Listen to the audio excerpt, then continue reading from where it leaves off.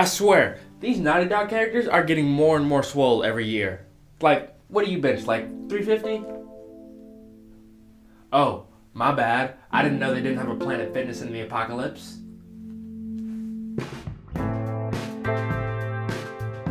Yo, what is happening, everybody, and welcome aboard the Hype Train! I am your host, Michae Vega, coming to you today with a segment called a Conceptual Hype Train, where we look at a game way prior to its release, analyze the information the developers have given us, and try to come up with our very own theories as to what the game will probably be. Now, what better way to kick off this brand new segment than with one of the most anticipated games of 2019, The Last of Us Part 2. So now, before we continue forward... Wait, stop! Before you go any further, I must warn you, if you have not played The Last of Us, the first game, there are spoilers ahead. So proceed at your own risk. And if you haven't played it, what are you doing with your life, man? Just play that game. It's like one of the best games of all time. Like, do it. Alright, peace. What he said. But yes, the first game was one of the most critically acclaimed games of all times, and one of my personal favorites of all time. It told the story of Joel and Ellie as they tried to cross the entire United States in order to find a cure for this disease that's turning everybody into big fat zombos. Cause you know, zombos bad, they kill people, they eat people, they pretty much make your life suck.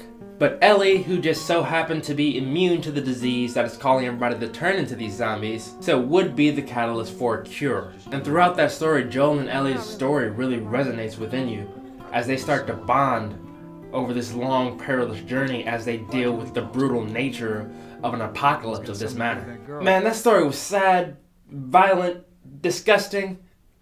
It was freaking great. But now it is almost 2019, and Naughty Dog has since announced that the new Last of Us Part 2 will be releasing later in 2019. And so far, they haven't given us a whole lot of information on it, but what they have presented us with is a couple trailers that presents the brutal, uncanny nature of The Last of Us like only Naughty Dog can. Shadow of death, and I fear no evil.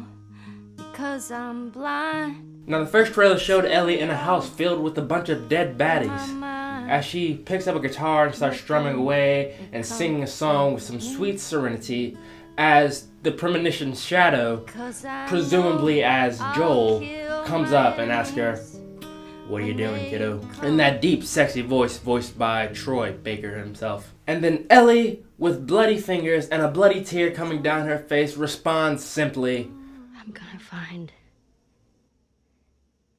and I'm gonna kill every last one of them." Woo! What does that mean? Who knows? All we do know is that Ellie has been through some shit. Tony, bleep that out. And somebody has hurt Ellie very, very badly, assumably by killing someone she really knows and loves. Which might be Joel, because some fan theorists say that Joel that we see in the trailer isn't really Joel, it's just a hallucination of Joel coming through the door. That's why we don't get any real vision of his face or anything like that, we only hear his voice. But now that's just what some people say. I really doubt that Joel will start off this game being dead, because Naughty Dog creators have essentially said that The Last of Us 2 is still a story of Joel and Ellie. It's not a story about the world such as The Walking Dead is, where if a character dies, they can just continue on.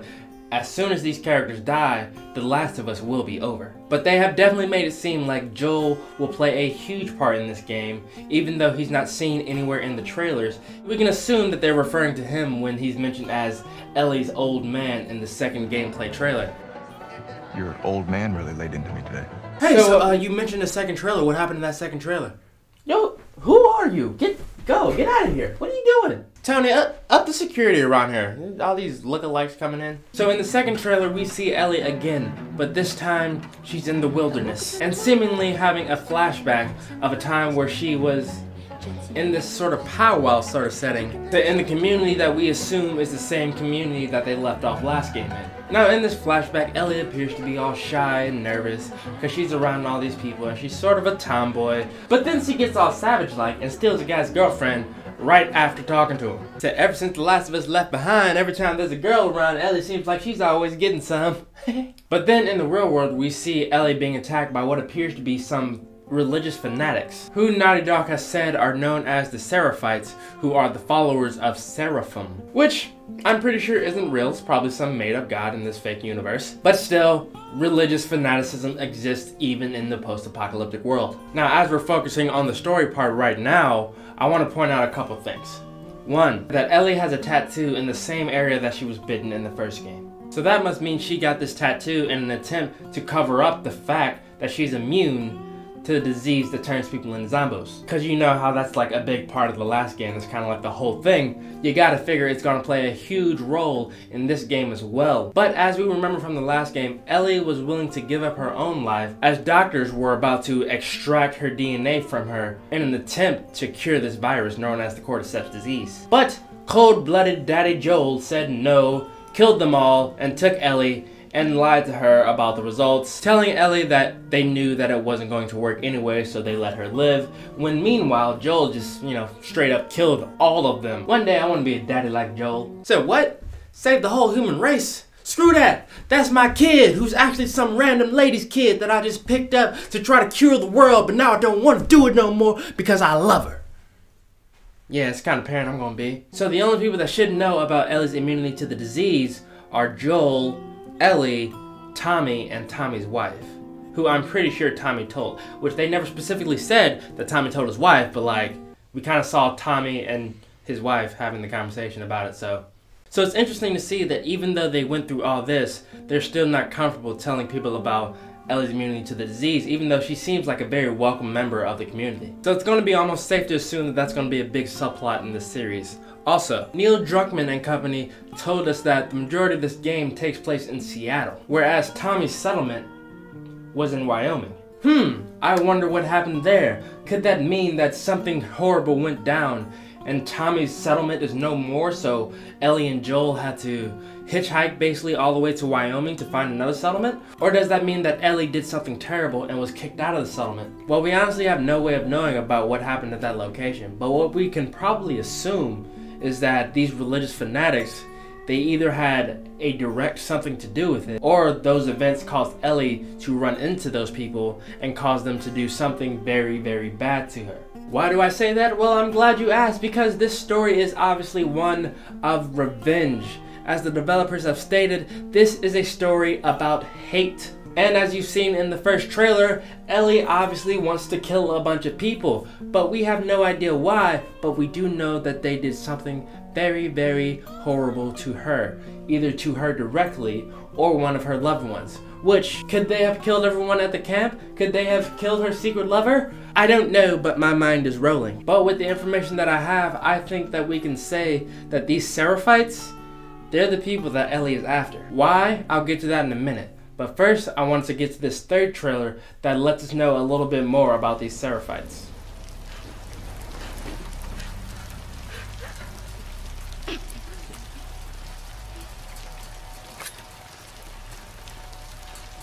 They are nested with sin.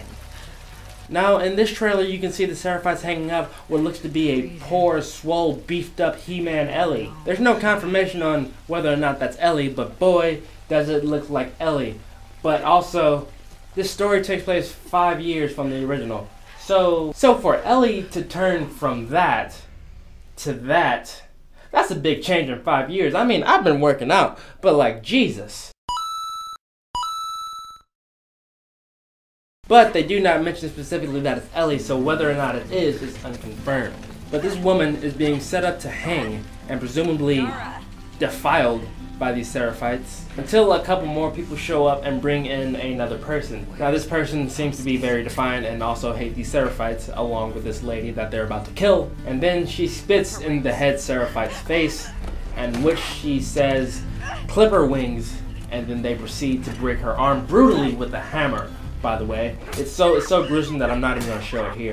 So you're gonna have to look that one up yourself, because my poor baby brain can't take it. And they brutally break her arm until they are saved by the boy, who seems like the Indiana Jones kid all grown up. And then they prepare as they are quickly swarmed by a group of zombos that we presume to be clickers. But basically, most of what we can take out of this trailer is that these Seraphites, they're terrible people. They like to hang people and, you know, kill them in gruesome ways that really isn't necessary. But why are they doing this? Perhaps they are sacrificing these people to their god, Seraphim. Yes, Seraphim. It has been said that they aren't the only human faction that you're going to deal with in this game, but they do seem to be the most troublesome. And just the fact alone that most of this game takes place in one area, rather than traveling and walking across the whole United States, my feet hurt just thinking about it. That tells us that you're probably going to be dealing with the same people throughout. And these Seraphites, Naughty Dog has really put an emphasis on them, on showing us who they are and why they do what they do. And we're basically set up to really dislike them. So it's probably safe to assume that these are the main people that Ellie is going after. Not only that, but they seem to refer to Ellie as Wolf. Wolf. She came through here. Damn it. Now these fanatics use a bunch of code names that we won't obviously know all what they mean, but they do call her Wolf, which is a very peculiar name. Why would you call some random person a wolf? Wolf isn't prey, it's a very known predator that stalks and kills its enemies by lurking through the shadows. So I doubt that they would give common people such a name. You call them like duckling or mole rat or something less intimidating like a wolf. But they probably call her Wolf because she has been a beast in their side, hunting them down and killing them from the shadows. So with that being said, once again I say, these are the people that Ellie is hunting down. Why, I do not know, but some of these fans seem to have a couple theories that might be interesting to you. One of those is being that Ellie is or was pregnant. NANI? Oh, what? Ellie pregnant? Oh lord, ain't she like 18? She like 16. What the frick? Well, Ellie would be super young, but you know, in the apocalypse, anything goes. But there have been rumors and art circulating online that might suggest that Ellie was pregnant, such as this art we see right here that may or may not be canon. Now, a lot of people think that this is Ellie, but as we've never seen what Ellie's mother looked like, and it being a shocking resemblance to an older looking Ellie, it could also very much be Ellie's mother. So I don't really think that Ellie is pregnant. Not only that, but because if we're being honest here, Ellie is super lesbian. She obviously ain't into dudes. Unless she's like bisexual, but there has been no indication that she likes boys whatsoever. And I really doubt in the apocalypse they just have guys going, the contents of this syringe are very personal to me. And I also highly doubt that she's doing all that killing while with child, because that doesn't seem like the healthiest thing to do if you ask me. So I feel like this whole baby thing can be debunked unless it's someone else's child. But other than that pregnant photo, we have no evidence saying that this child is involved whatsoever. So the original idea was that someone took her baby and that's why she is so angry, but I think we can say that's a no-go. Another theory that fans have poked around is that Joel is already dead. Why would you think this? Because in any of the trailers we have not seen him yet. We've only seen a shadow of him in that revealed trailer. And people say that when he first walks up to that door, it's almost like an angel coming in. All slow motion like, coming in from the light. And so that would mean that Ellie is likely hallucinating him. And then that would also mean the catalyst for her revenge would be Joel getting killed by these people.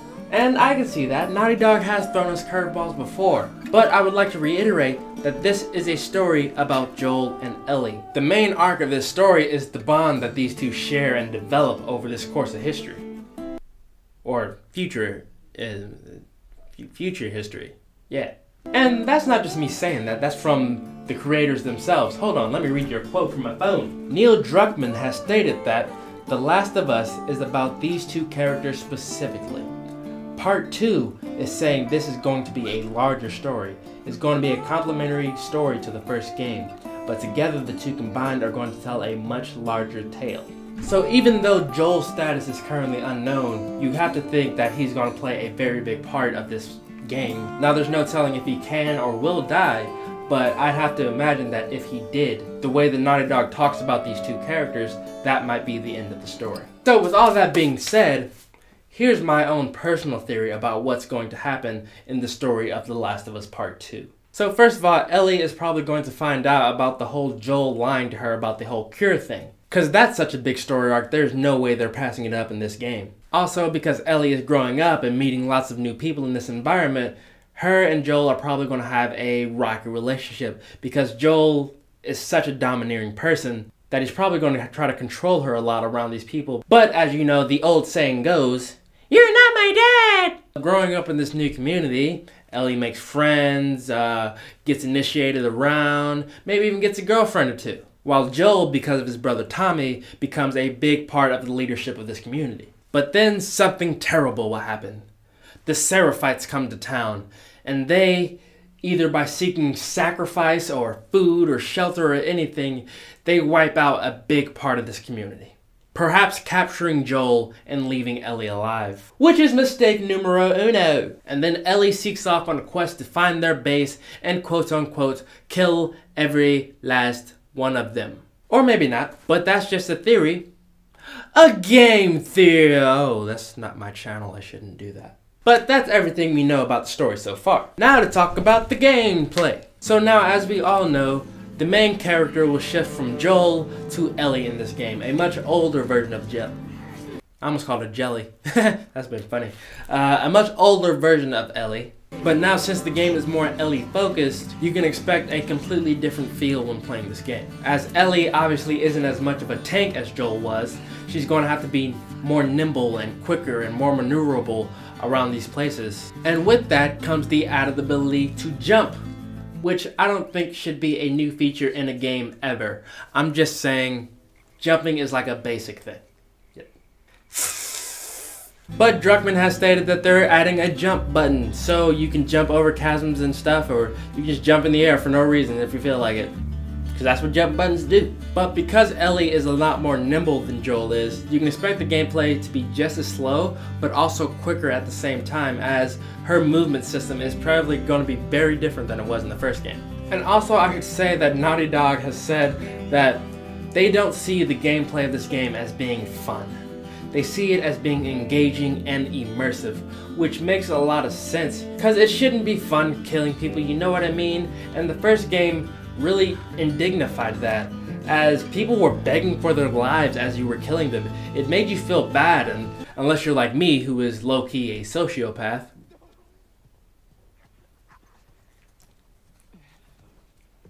But The Last of Us Part 1 had probably the most realistic cinematic gameplay that I've ever seen. So it makes a lot of sense that they're going to up it up a couple of notches to really get the player in there in this immersive setting. And if you've seen the gameplay trailer the first time, I don't see how you're not already hyped. If you are hyped, congratulations, you're just like me. But like watching that gameplay, I couldn't even tell what was cutscene and what was actual gameplay. It's probably seamless between the two, and that's part of what makes The Last of Us like no other game you've ever played before. Sure, there are zombie games, sure there are games that tell an emotionally disturbing story, but there's never been a game that tells it in such an enveloping way. And that's what made The Last of Us 1 probably one of my most favorite games of all time. Also, enemies in this game are getting a brand new overhaul. You know how there were types and classifications of zombies in the first game? Well, now the humans got those too. There's gonna be tank guys with lots of armor, there's gonna be long-range bow and arrow people. There might even be a suicide bomber here and there. But there are all new types of enemies that you're gonna have to learn how to deal with, especially when dealing with these Sephirites, if I said that right. Somebody in the comments let me know if I'm not saying that right. These guys are a particularly new type of enemy that you have never seen the likes of before. Naughty Dog has made these enemies significantly smarter, wilder, and scarier than ever before. That goes for humans and the clickers. If you were going into this expecting the same gameplay, new story, you are sadly mistaken, as all these enemies have overhauls making them deadlier than ever. Now, as of now, we don't know anything else about the Cordyceps virus and the clickers, but we do know that they will be stronger, better, faster, stronger. No, that won't kill me, can only make me stronger. I need you to hurry up now, cause I can't wait much longer. Okay, copyright, stop. But Druckmann has stated in an interview that the human enemies will act more like humans than ever before. They will act like actual people. For example, like in the gameplay trailer, when she checked underneath the cars. That's not a cutscene, that's the character actually checking underneath the car during the gameplay. And also, unlike in most games, enemies will appear not knowing what the freak is going on. You ever wonder why some random enemy will just jump out of a helicopter and automatically know where you are even though you're hiding behind a bush? Like they got their spidey senses going on or something like that? They're just like, huh, she's over there. Well, that's not what happens in real life. In real life, you show up and you go, huh, yo guys, where's she at? And then one of your friends comes over, she's like, oh yeah, you see that person over there badly hiding in that bush? That's her. Well, in this game, that's what they'll do. Enemies that don't see you, they'll have to associate with their comrades in order to figure out a way to find you. Not everybody's just going to automatically know where you are. They don't have the same mind, so they don't just start shooting, which I think is amazing and super revolutionary in its own right. But what makes these human enemies so scary, these Seraphites, is that they can communicate with each other without specifically letting you know what's actually going on, or where they're at, or what they're planning. Like, for example, you could be walking through the woods and hear random bird noises or whispers using code words that you don't understand, and just not know what's going on without a care in the world, and then all of a sudden you're ambushed.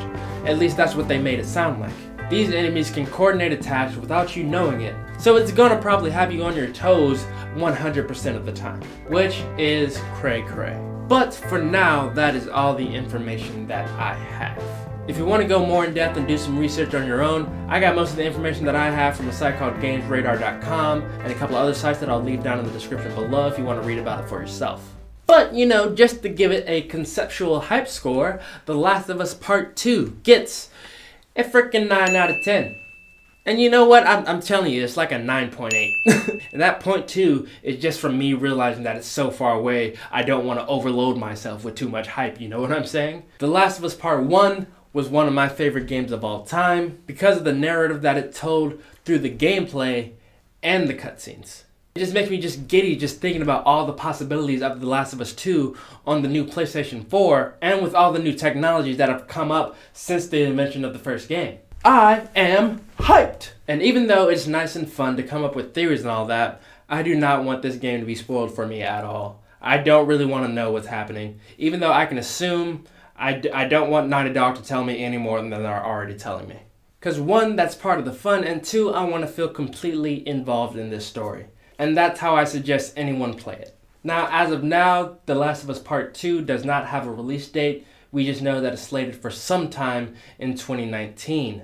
But Naughty Dog has a history of delaying these big games, and who can really blame them? There's so much work and there's so much attention to detail in these games that they gotta fix every single thing just to make sure that it all works fantastic for us, the player.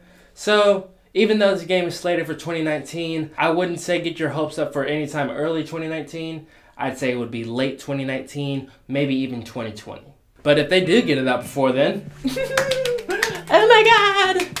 Yes! But anyway, what do you think about The Last of Us Part 2? Do you agree with my hype score? Do you not agree with my hype score? Let me know down in the comment section down below. And while you're down there, I want you to pop up, look at that like button, turn your neck slightly to the side. And I want you to take a bite out of that like button and press the like button if you enjoyed the video. And also, I have a Patreon. If you guys really like the hype train and want to help us succeed from now to the future, I need some better equipment. Probably very obvious, but I do. So if you would like to be so gracious and donate to us, the link is right here and also in the description below.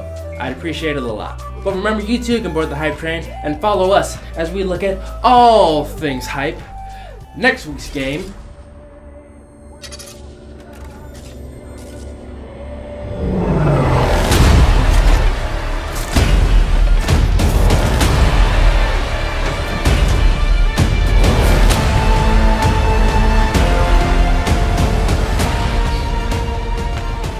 Anthem. Now, I would like to thank you all very much for watching this episode of the Hype Train, Conceptual Hype Train. And until next time, Hype Train, baby. Woo, woo! Yeah!